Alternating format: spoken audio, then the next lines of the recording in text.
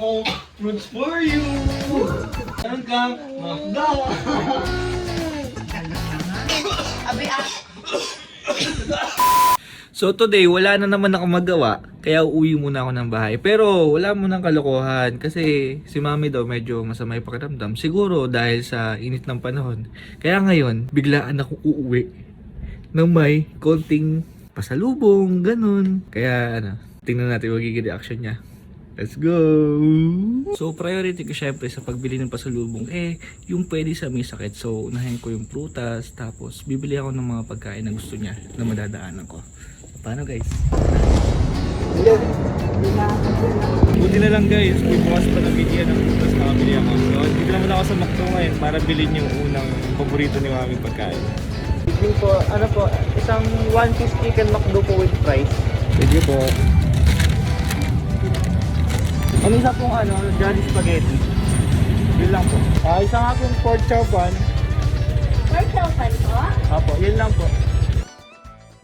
So, dito na ako sa bahay. Asan kaya si mama?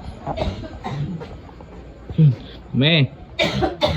Balita ko, may sakit ka daw ah. Ay, okay na. Nagpadoktor na ako. Oh, may gamot ka na. Oo, kumpleto na. Kumbaga nagpapagaling ka na lang.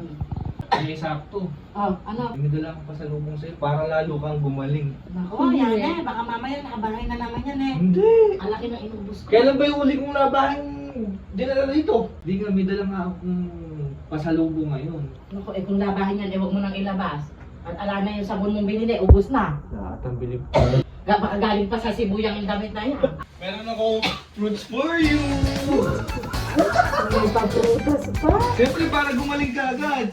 Orange. Meron diyang grapes. Meron diyang Matamis ba dyan? apple. Matamis ba rin? Gusto mo ba ba? Na ano? Meron pa akong dala. Pasalubong ba? Baka totoong labahin na yan. Hindi, ito pa sa lubong pa rito.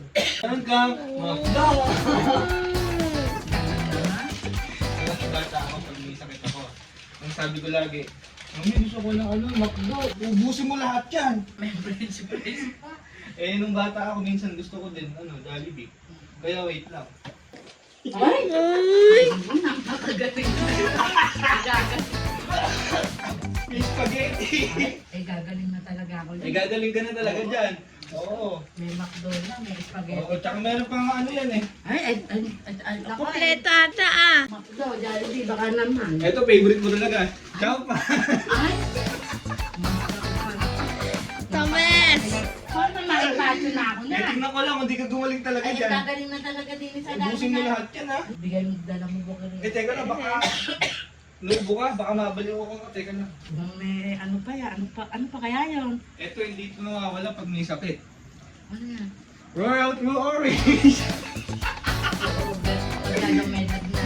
Bro, yan ang binibili ng mga nanay. Diba? Hindi mo ba kami bibigyan kaya niyan? Ay, teka muna, pag yung hindi ko mauubos, yung kakainin Ay, si mo. Mami. Abi, May sakit na rin ako. Ay, Ikaw, may sakit ka na rin. Ano gusto mo, Jollibee? Para pa lang sa Sky, may Jollibee, may McDo. Hi, sa wakas, mission accomplished ako ngayong araw. Isa talaga sa pinakamasarap na feeling sa mundo yung nakikitang masaya yung nanay natin. Kahit sa simpleng pasalubong lang, sobrang saya na nila. Kaya, kahit marami na tayong pinagkakaabalahan sa buhay, huwag natin silang kakalimutan kamustahin. Alagaan din natin sila pag may nararamdaman sila. Tulad ng pag-aalaga nila sa atin ng mga bata pa tayo. At lalong, huwag nating iparamdam sa kanila na nag-iisa sila.